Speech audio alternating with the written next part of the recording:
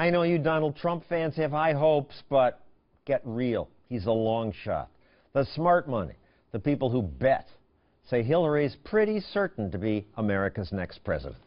So tonight we devote our entire show to Hillary. What worries me most about her is that I fear her ideas are going to strangle our future. She thinks she knows what's best for everyone. She'll micromanage our lives, spend our money. She thinks she'll do that better than you will and drive us further down the road to bankruptcy.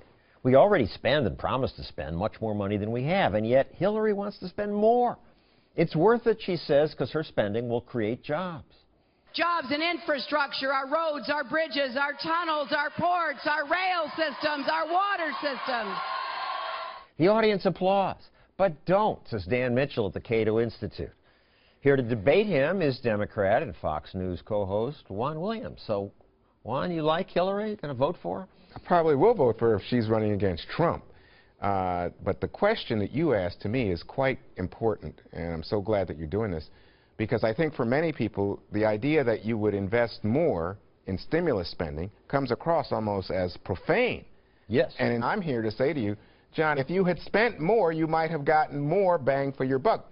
It generates higher levels of consumer spending, which generates more economic activity to the benefit of us all. Dan, take it away. We should spend gazillions of dollars. Somehow you just throw $1 into this magic bucket, swish it around a little bit, and magic unicorns will give us everything that we want. And, wait a second. what's really funny... It makes sense. People will have more money, they'll spend more money, more economic activity. Government can't give us $1 or spend $1 without first taking it out of the productive sector of the economy. And what's really amazing, every time Keynesian economics has tried and failed, the excuse always is, oh, if only we had spent more, it would have worked. Well, no, you spend more, you wind up being Greece. Hillary wants to spend $350 billion for reduced college tuition, $200 billion for free child care, $75 billion for clean energy, $1 trillion in new spending. Juan, we're going broke. We can afford this? We're going broke. We can't afford to pay Social Security, Medicare, the promises we've made already. That's not true. We're paying Social Security is viable for many years out. I would agree with you that there seems to be a cutoff point where the reserve would be expended. So that's a real issue in terms of entitlement spending and how we can cut back or adjust it. We have more than $100 trillion, perhaps as much as $200 trillion of unfunded liabilities for our various entitlement programs. Juan says there's this fund that hasn't run out yet. Well, it hasn't run out yet, but imagine if this was a show in Greece in 2003. I bet there were some people on the left in Greece who said, hey, we're in good shape. Sooner or later, if something can't go on forever, it does stop. Because I, like Dan, can't see what people like about big spending Hillary, I sent my producer to ask people at a Clinton rally, what do you like about her? She's very well qualified, and she has experience in getting things done. Hillary has a way of getting things done. What does she get done, Juan? I mean, we looked for her achievements as a senator. We found 3 bills she began. A bill to name a post office after Major George Cuomo, a bill to name a highway after Tim Russert, a bill to establish the American Labor Studies Center as a National Historic Site. That was it. I think that you are mocking Hillary Clinton, but doing so effectively. If all Hillary Clinton ever did was have bills to rename post offices, that would be great. I wish all politicians only did stuff like that. But I mean, the fact is she was reelected in this state for a reason. People felt that she represented them well. But if you go on to the larger issue of what did she accomplish as Secretary of State, then I think we are in a very interesting mix in terms of ending 2 wars. What 2 wars did she end? Well, I think she ended or helped to end the war in Iraq and the war in Afghanistan. Well, I thought those were still going on. At the Clinton rally, there were a bunch of kids chanting, Hillary! Hillary! Hillary! Hillary! Hillary!